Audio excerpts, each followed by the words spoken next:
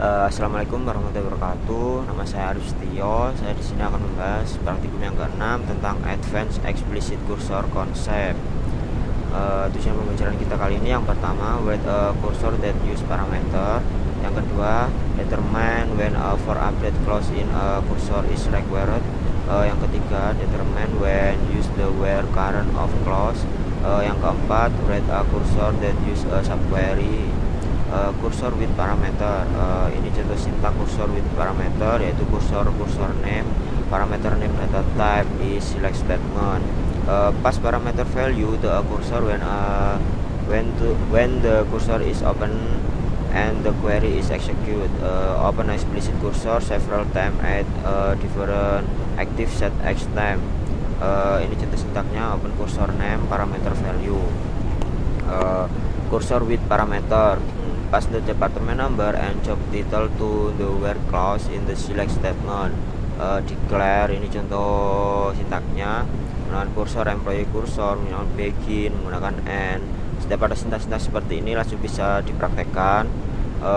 The for update clause, ini contoh sintaknya, select from for update of column reference nowhere. Use explicit logging to any access for the duration of a transaction, log the row before the update or delete. The where current of clause, ini contoh sintaknya, where current of cursor, use cursor to update or delete the current row, include the for update clause in the cursor query to log the row first. Use the where current of clause to reference. The where current of clause, example, ini contoh sintaknya, menggunakan declare, for update loop, end loop, dan end. Menggunakan end if juga ternyata.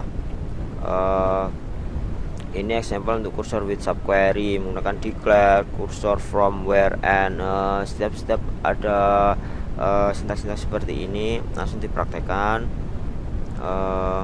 Kita masuk ke latihan soal. Untuk yang pertama, buat program PLSQL yang menggunakan kursor untuk menampung data number departemen ID, dan nama departemen name dari tabel departemen. Untuk yang nilai departemen ID-nya kurang dari 100, kemudian lewatkan nomor departemen yang ada pada kursor pertama menjadi parameter dari kursor kedua, di mana kursor ini akan menampung nilai data pegawai dari tabel employee yang terdiri dari nama belakang pegawai atau last name, pekerjaan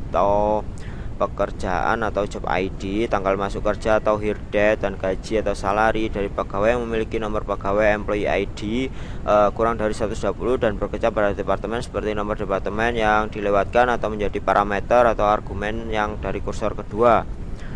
Ini jawabannya, ini contoh sintaknya, set server output on, ini jelas untuk mengaktifkan server, menggunakan declare, where departemen ID kurang dari 100, where employee ID kurang dari 120, departemen ID, lalu menggunakan begin, end loop, dan end. Langsung dicoba, dan ini hasilnya yang diminta dari soal yang pertama.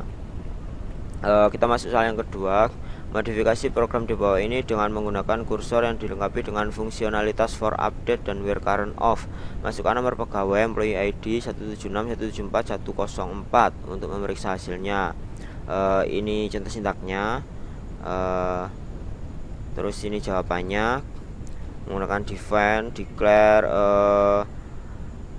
menggunakan begin juga, closal, and select employee ID first, name, salary, start from employee where start is not null. Ini outputnya, yaitu employee ID 198, first name-nya adalah Donald, salary-nya 2.600, dan seterusnya.